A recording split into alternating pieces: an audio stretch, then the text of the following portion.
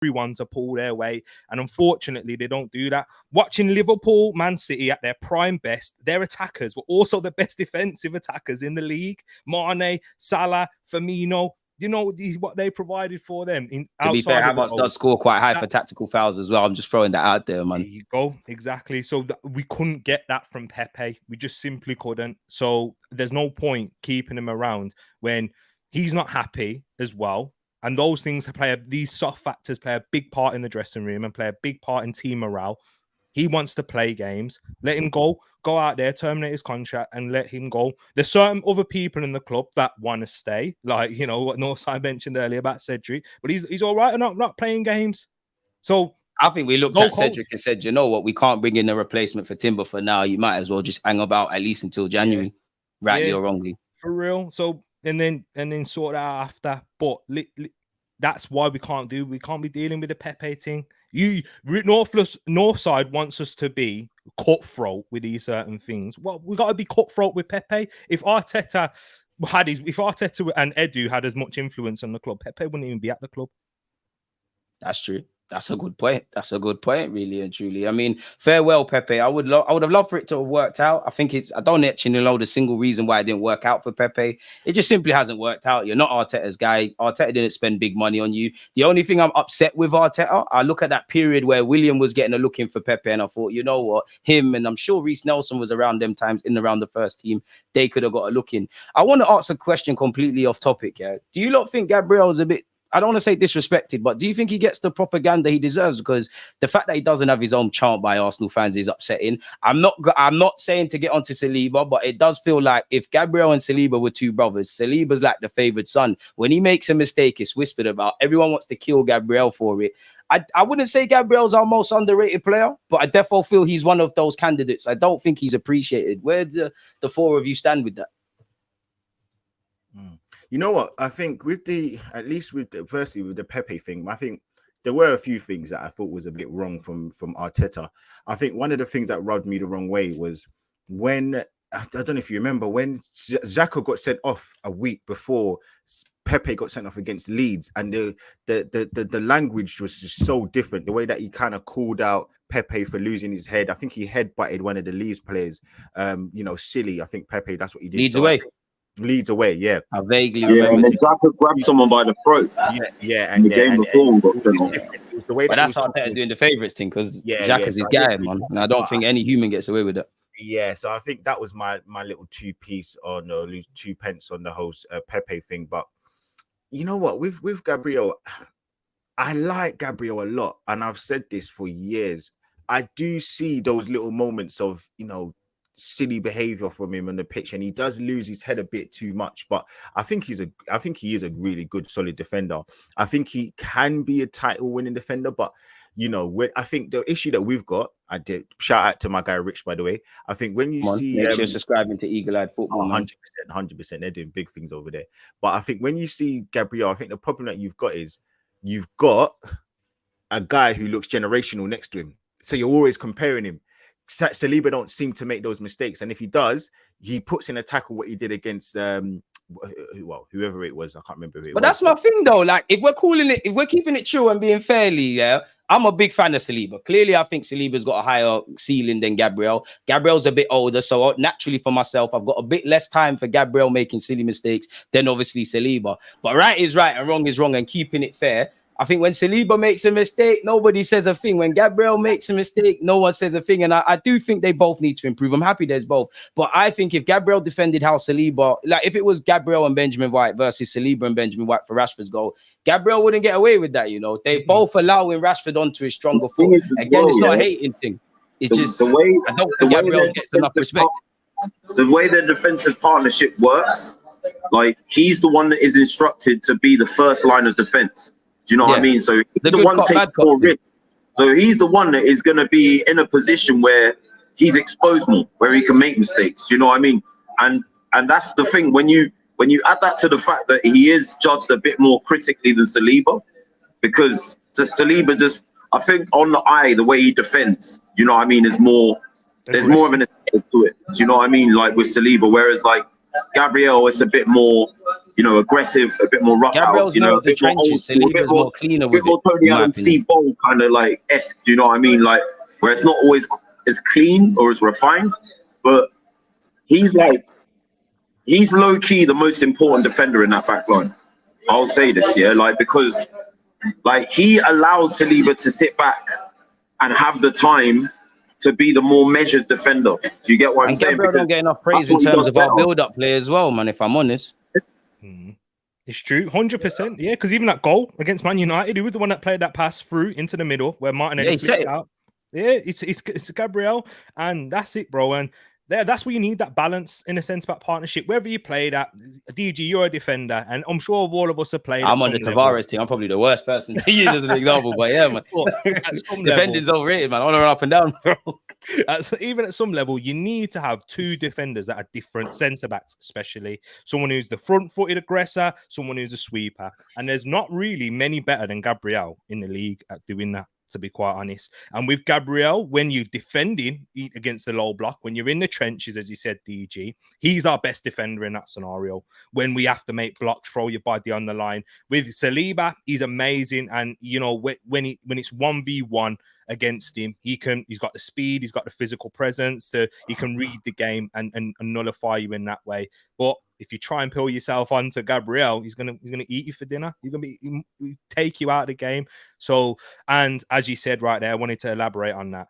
His passing is improved massively. And I remember when in his first season, he was quite weak in that aspect. He was being quite conservative with it and just playing it side to side. And that was when Arsenal, we were at our worst in that lockdown period when we couldn't break any side down. He's allowed us now to be more aggressive. We got more time. He can even carry the ball up the pitch. We've seen him drift out to the left plenty of times and be an option.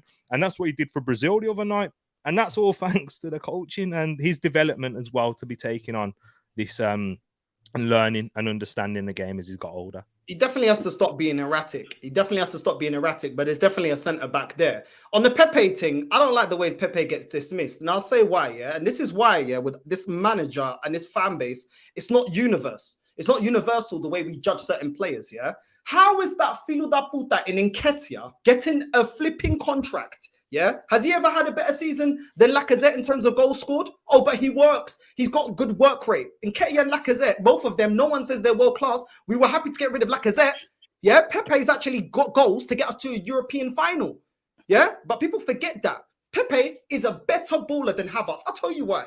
Pepe. To be fair, you just need two eyes to see, maybe even one, maybe even Stevie Wonder. You give them both a football. Pepe, it's very simple. Nobody can tell me what Havertz is good at apart from defensive stats, but he's not a CDM. Makes absolutely no sense. He's not good enough in the position that he plays. Pepe, the problem with Pepe is this.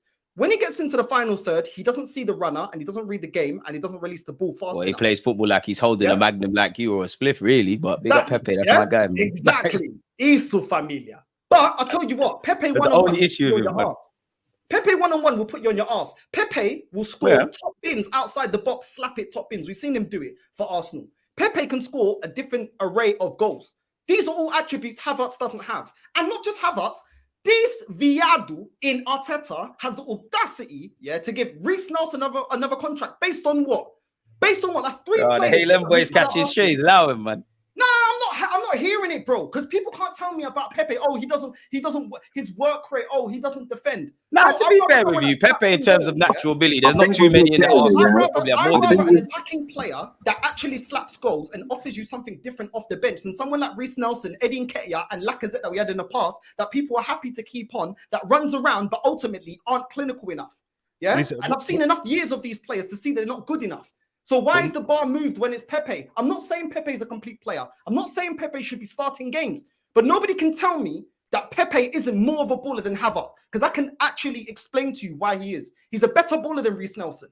He's a better baller than Nketiah. And if work rate is all it's about to be an Arsenal player, why did we get rid of Lacazette? Because the one thing Lacazette was great at was work rate. All right, 1 second. North, let me say this quickly. Let me just say this quickly. All I was going to say is, what you have to remember is Northside, players at a part of a squad have to take their role and have to be willing to also work hard for that role. That's why Eddie Nketiah is there, and that's why Reece Nelson is there. They can accept their place in the hierarchy and say, I see, I'm willing to work up to that. Is Pepe starting ahead of Saka? No. And Saka plays almost every game for England, for Arsenal. Yeah, that's a whole different discussion in itself where it shouldn't happen. But Pepe is clearly not happy at being a second choice. There's also role players in in all sport. Basketball is the best way to look at it. I was speaking about this with Gooner before. Russell Westbrook, yeah, when he was starting for OKC, he was cold. As soon as he became a bench player, he was dead, washed out. It takes a different mentality, and Pepe just simply doesn't have that. He just simply I'll just be real. First of all, you don't know that he's not happy being second place. He doesn't get any games in this team. He doesn't even come off the bench. Second of all, to be fair, he didn't pull up any trees on loan, to be brutally honest as well.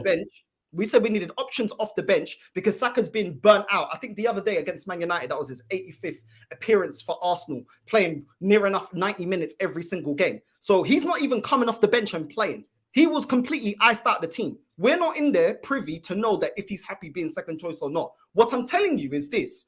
I'm not going to justify or be happy with my manager keeping players that run around that ultimately last season didn't get us over the line, and while they've been here hasn't equated for us winning major honours, when Pepe actually got us to a European final, which is more than these lot have. And when we look at ability, he's a better baller. Yeah, I understand that this manager might not like him. Doesn't make it the right choice. For me, I think he just doesn't trust Pepe. I wouldn't have minded Pepe being a wild card off the bench. 140 grand. In the system, the ability is not enough. Like, run around. Like, you're paid millions of pounds. I'm expecting you to run around. I'm expecting you to have energy. That's the bare minimum. But at the end of the day, as a footballer, are you any good? No, you're not. Otherwise, Lacazette would have been world class because energy and work rate was there, but the ability wasn't there. So this is what I've been saying. Like, at the end of the day, you can have Nketiah, you can have Reece Nelson. The output ain't there. And that is what we judge him. That's the same way I judge Havertz. Ultimately, are you putting numbers on the board? Is the stats going up? No. Am I seeing anything from your ability? No, I'm not. You're not consistent enough. You don't bring enough. Just because you're running back. Bro, I'm expecting you to run back. You're a football player that trains almost every other day. If that is the barometer that we're judging these players, we're not going to overdo Man City. Remember, this is a Man City that won a treble. So if people think I'm harsh, we're going up against a monster. The last time we saw a treble in this country was Man United, bro. You understand how mad that team is and how mad that coach is. I want to win. Everyone said that we're going to win. We've bridged the gap. Bro, I'm not seeing it with certain players. Saka needs a rest. Okay, if Pepe does, it's not. Of course, I never said that I want Pepe to start.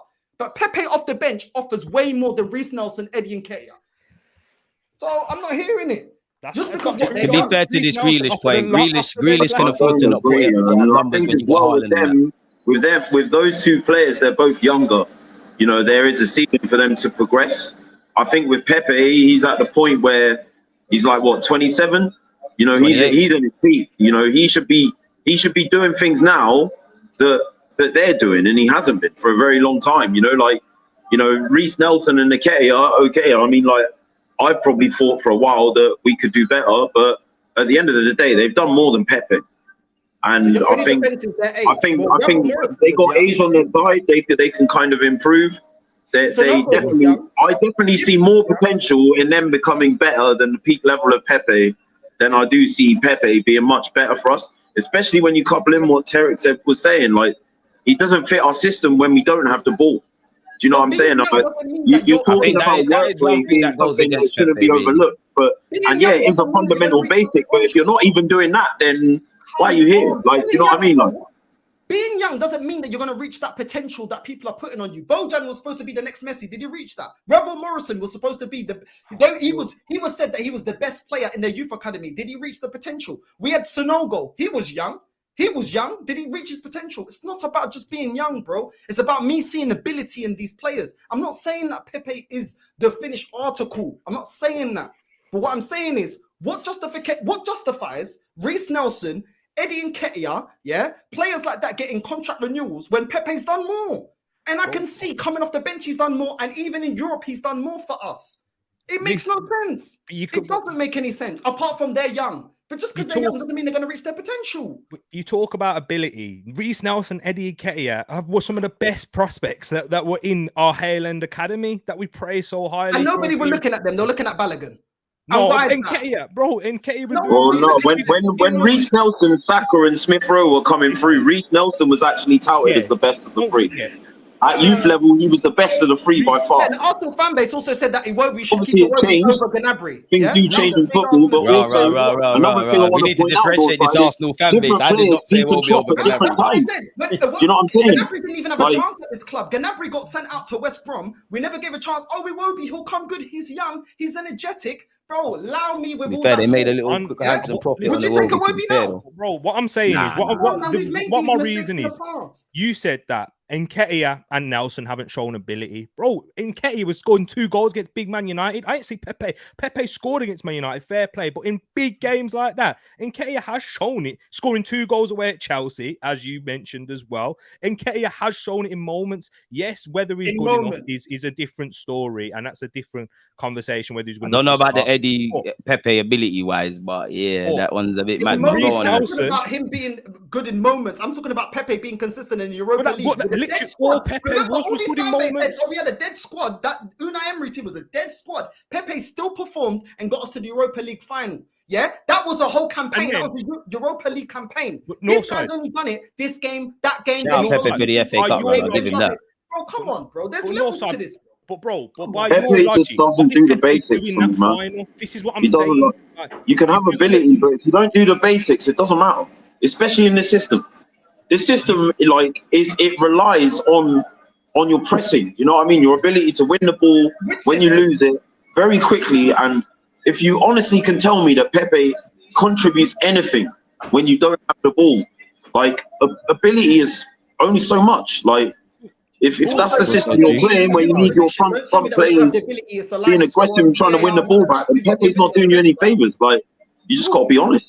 Doesn't it tell you? Isn't it? I think everyone's right, man. I think it's in the middle. Personally, I think Pepe didn't always convince. I do think he was done dirty. I don't think Arteta is convinced defensively about him. I think Pepe's a bit of a wild card in that if you gave him a 10-game run, there'll be games he'll be probably better than Messi at sometimes, and then others will be a 0 out of 10. The only reason I would have kept Pepe is, as Northside was saying, and indirectly Lee, is just being a wild card. But I think you could be disappointed about Pepe, but the writing's been on the wall for a while. And to be honest, the luxuries and that I give Pepe and the excuses about him not being given a chance, they do become a bit redundant when you went over to Nice, the league you made your name at, and you didn't really pull up any trees. I can't lie, Lee was saying something, and I don't know if you've lost your trail of thought. We started digressing and whatnot, man.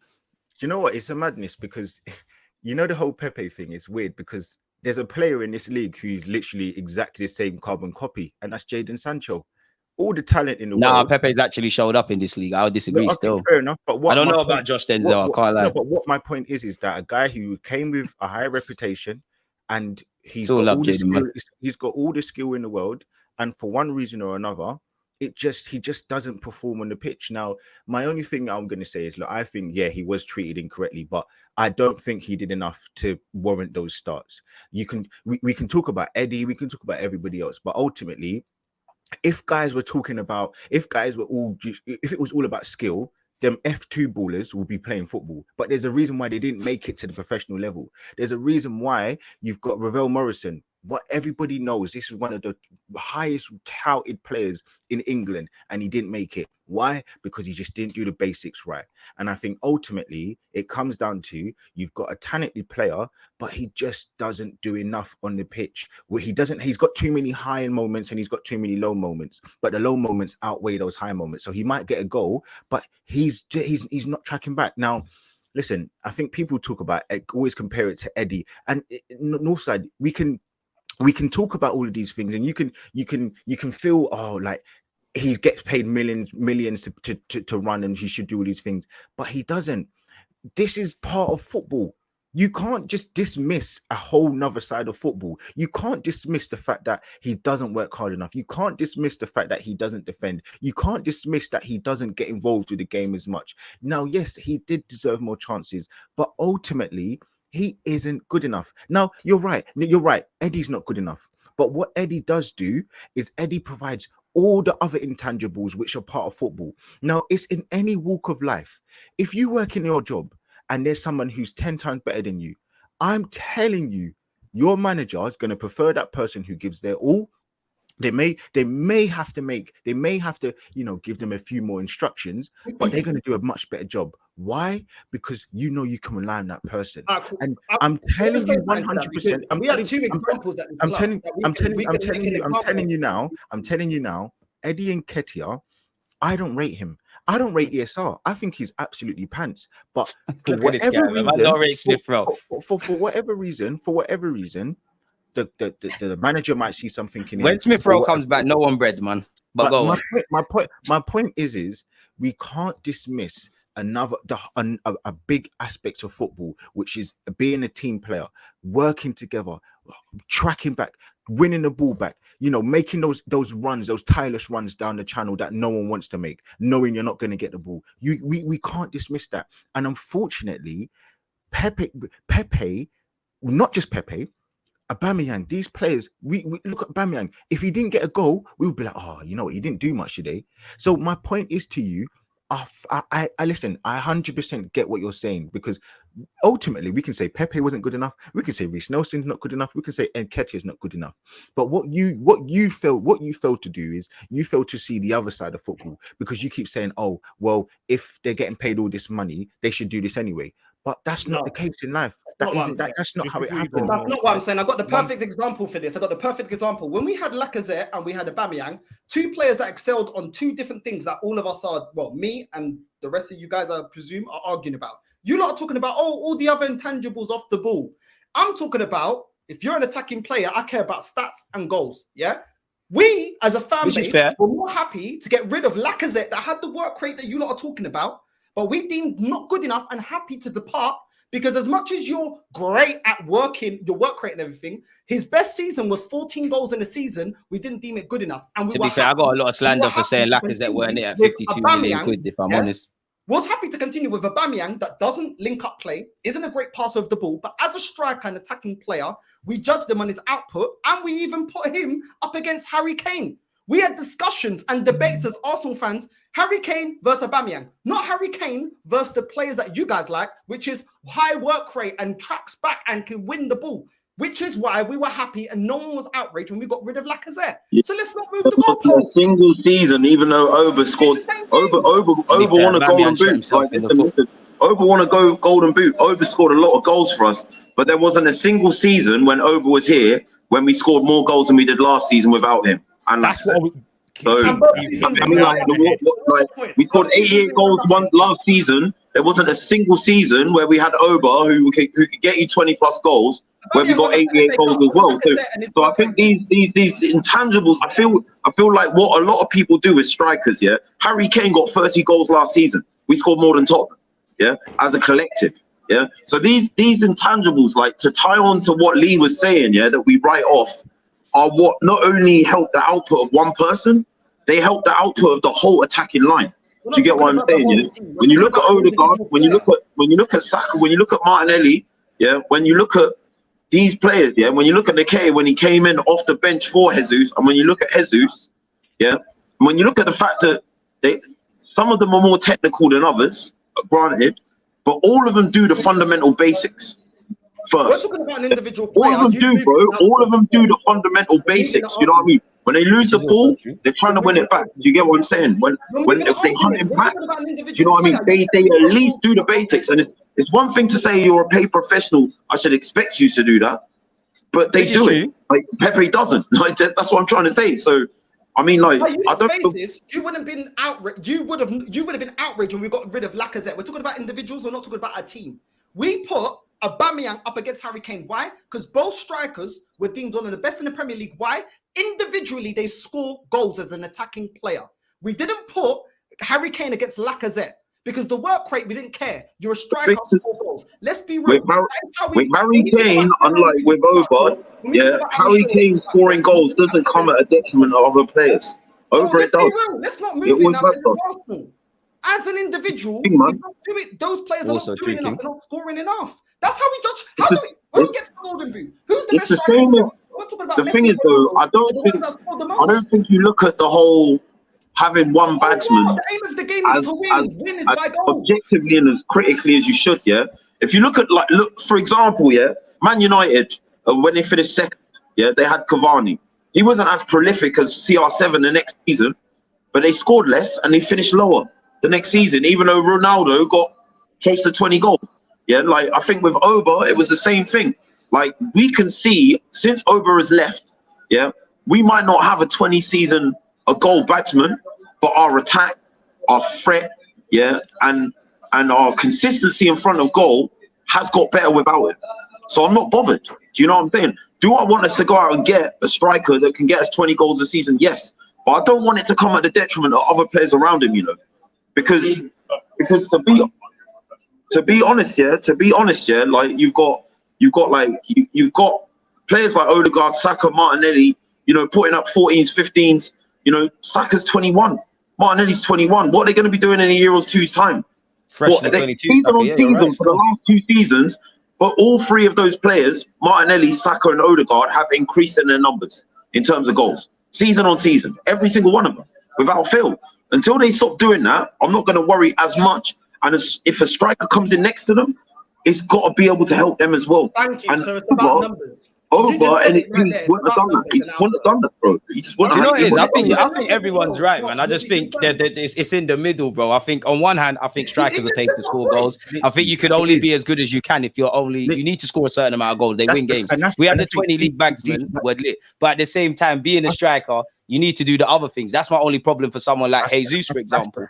That's the thing, DG. I think I can't even disagree with him north side. I can't even disagree. Nah, he's delivering it on a harsh thing, but he's not necessarily wrong. Neither do I think King's wrong. It's in right there, like it's in the middle. I don't think he's wrong at all. I don't think no side's wrong. I don't think no side's wrong at all. I just think my only thing with no